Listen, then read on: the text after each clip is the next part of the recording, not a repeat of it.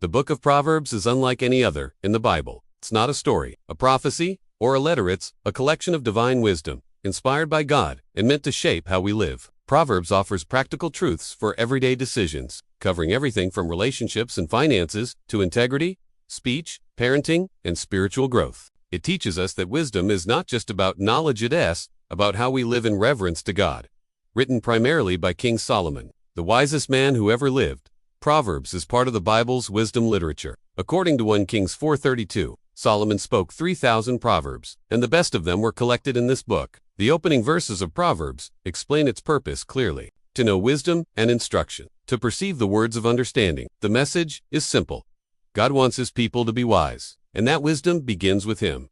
One of the central themes of Proverbs is the fear of the Lord is the beginning of knowledge. This fear docenti mean teret means a deep reverence and respect for God that shapes our choices. Wisdom starts when we recognize that God knows better than we do and when we submit our decisions to His truth. Proverbs constantly contrasts the wise and the foolish. The wise person listens to correction, walks with integrity, speaks truthfully, and fears the Lord. The fool rejects instruction, acts impulsively, and mocks sin. Proverbs 12:15 says, "The way of a fool is right in his own eyes, but he who listens to counsel is wise." This theme is timeless every day. We are faced with choices, and Proverbs shows us how to choose the path that leads to life, peace, and blessing. Let's talk about our words. Proverbs has more to say about our speech than almost any other topic. Proverbs 18:21 says, "Death and life are in the power of the tongue." Our words can build up or tear down, heal or destroy. Proverbs 15:1 reminds us, "A gentle answer turns away wrath, but a harsh word stirs up anger." In a world full of conflict, Proverbs calls us to be peacemakers, It teaches us to speak with humility, kindness, and truth. Another key area Proverbs addresses is work and laziness. Proverbs praises diligence and warns against slothfulness. Proverbs 10:4 says, "Lazy hands make for poverty, but diligent hands bring wealth." The book even says, "Go to the ant."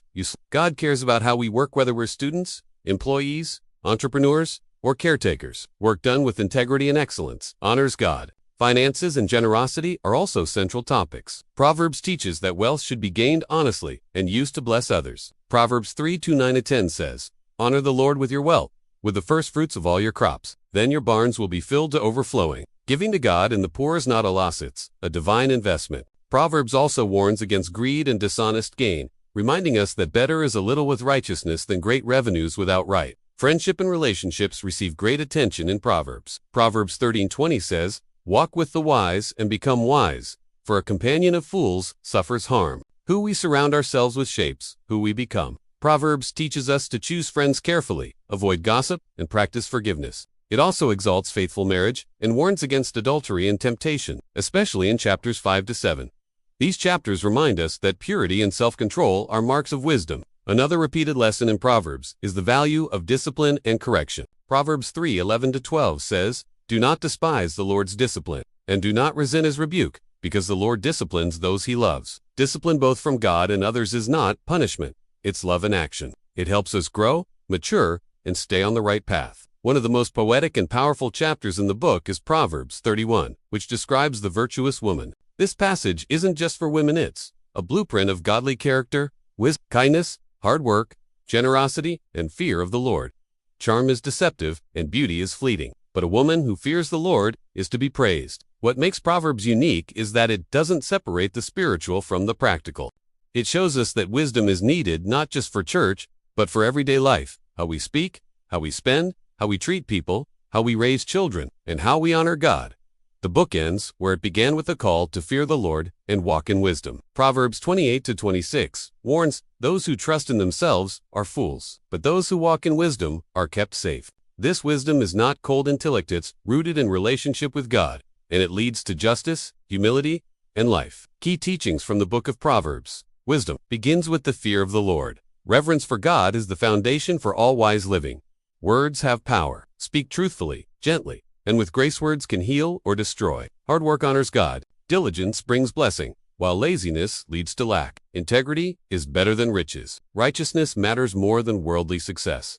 Wise friendships shape our future. Choose companions who lead you closer to God. Discipline is an act of love. God's correction is for our good and growth. Generosity and honesty matter. Steward your money with integrity and give joyfully. Family and purity are sacred. honor marriage, avoid temptation, and value character. Why Proverbs still matters today.